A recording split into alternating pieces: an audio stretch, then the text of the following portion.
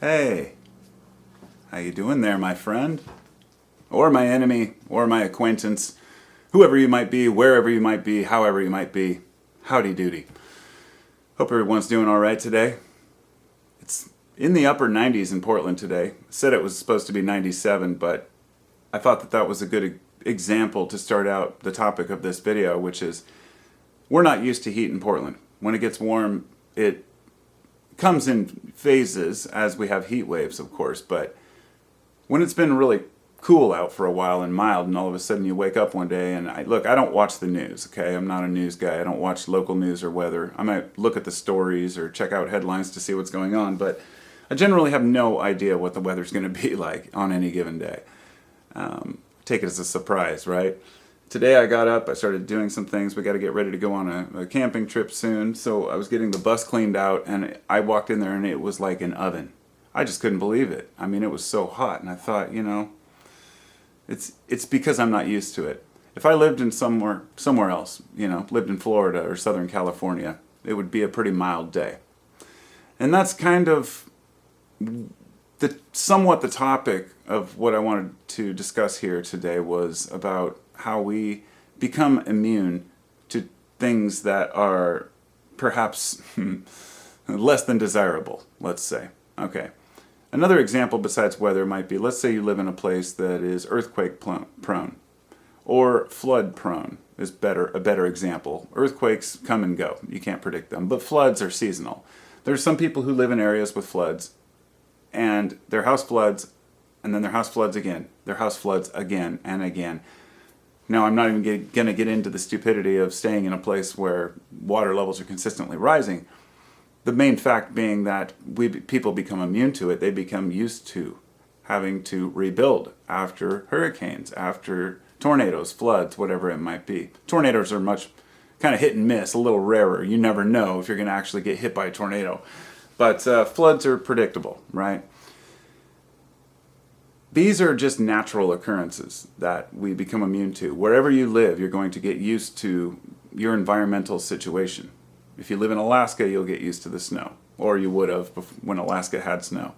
That's a joke, but there's a few things that are a little more difficult to talk about that we become immune to.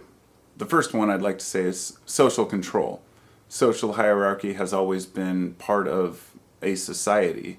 There have always been people in charge, and then the plebs, the average, proletariat, the worker, working class, the blue collar, whatever you might want to call them, the average people that make the world go round, that really invent when people talk about innovation. In fact, a friend of mine and I had a discussion about this yesterday, and I was explaining to him why I don't, prefer capitalism, and he said, well, but socialism has never brought any type of inventions, or all of the innovation has come from capitalism. And what I said was that that's actually not true, because most of the actual innovation comes from individual people, scientists, people who want to invent for the sake of posterity, and many of them share it with humanity.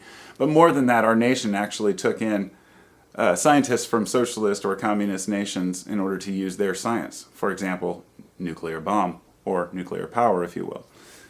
So, to get back to the point here, social control is something that we've become immune to. We're so used to the way society works that we're not usually willing to step up and give a better example of how it could operate, because we are so immersed in it. It's like akin to studying consciousness while you're conscious, one of the conundrums of science and neurology. We also become very immune to greed and corruption. In fact, greed and corruption are so entwined with the way that we think business is run that people don't give it much of a second thought. Nobody likes a corrupt, cigar-smoking, greedy CEO, but nobody's really raising a stink when, somebody who sits behind a desk is making 1,000 times more than the average worker in their own field. People figure that's the way it has to be, and it doesn't. It's not the way it has to be. You don't have to go to a full-blown socialist, full division of everything among all the people, and that's what a lot of people would tell you that the alternative is. It's either everybody gets as rich as they want, or else everybody's poor. And we know that's not true. But we've become so used to the way that things are We can't see it any differently. We've become immune to shootings, cartels, things like that.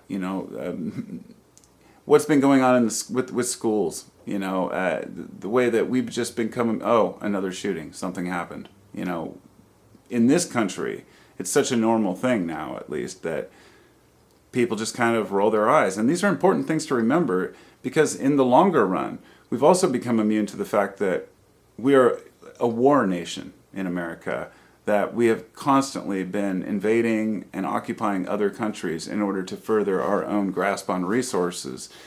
And the people just are so just immune to that there's no criticism that can be given. But over the last couple of years, I've noticed something else. Not only are we, of course, we've been immune, along with greed and corruption comes bad ethics and snake oil. Good example would be if somebody's selling you a product, and the product turns out to be shite. And you think, well, this product is not what it said it was going to be. It was worthless. It was garbage. I should have known better. I've heard so many people say that. Well, you get what you pay for. I should have known better, and I should have bought a better product.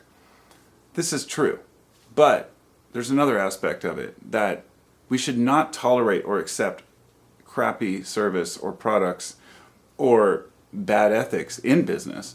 You just look at a year ago, how people were responding to the COVID situation.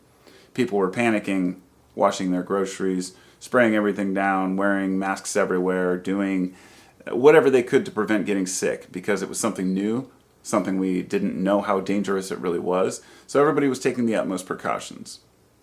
A year later, most people just don't care anymore. We have become so immune to and indifferent to it. I guess immunity isn't the correct word. Indifference is probably a better description of what I'm talking about.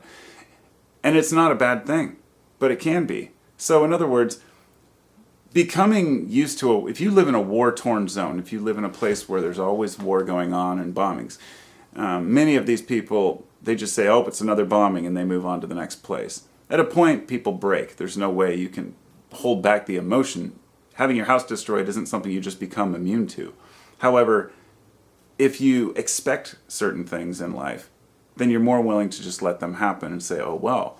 And I guess the point I want you to take away from this is that it's important that we look at all the things that we tolerate, that we feel in our heart just don't seem right. Things like greed and corruption and social control, hierarchies, shootings, war. And say a year ago, as I said with COVID, everybody was worried about COVID. Now everybody's realizing that the real problem is the lack of accurate information that we can get. And this is, I think, where a lot of this is coming from. The indifference comes from our inability to really grasp the truth. Not because that truth is not available. Sometimes that's the case. But more often than that, the truth is hidden. The truth is obscured by people who are in power. And that starts to make me sound like a nutcase, conspiracy theorist. And that's also by design. This is also by the way that things have always been. And so let's put it this way, 20 years ago I started learning about all these conspiracies, things that had happened, the things our countries had done to their people. I think it was around the year 98 or 96, actually, when I started reading a bunch of books about this. Became fascinated with the fact that the system was not what I thought it was. So 25 years later, I actually went through a phase where I just let it all go. I had to let it all go. And for the last, say, 10 years, I haven't even really talked about any of the deep, dark crap that goes on because I've realized it's out of my control. Especially when you're talking about things in history. I don't care what really happened with JFK or the Illuminati or anywhere back through history. History is written by the victors. The authors of history are not always correct. We know this. In fact, seldom are. Therefore, trying to understand and piece together what may have happened in something a long time ago is not useful for me in today's world. So I let go of all that stuff, but I realized I'd become indifferent to it. Nowadays, I hear that a group of rich people got together and they tried to stop a company from making a product that could save lives because they wanted to make a few extra dollars. The pharmaceutical industry does this every day. What do you do about it? You can get angry about it, you can fight back and try to sign legislation or get petitions passed, but when you're talking about the machine, the corporate machine, It's very difficult for us to separate ourselves from it and to realize that we really do have the power. But us as consumers, it's our responsibility too.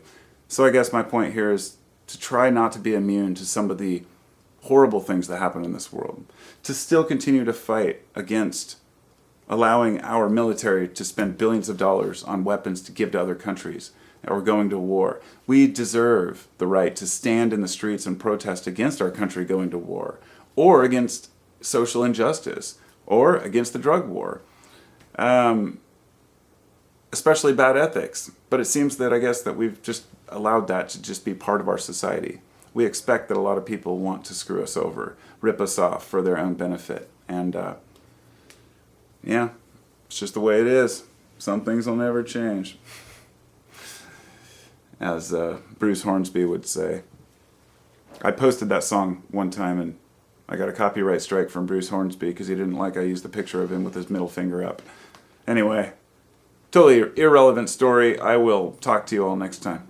I just wanted to get that out there and say that we really become immune and indifferent to a lot of the things that happen. It's important at least every year or every month or so to reassess the things that we think are right or normal and ask ourselves why this is true. Because everything we as humans have was created in brains of humans. There are no social structures that are natural that we inhabit.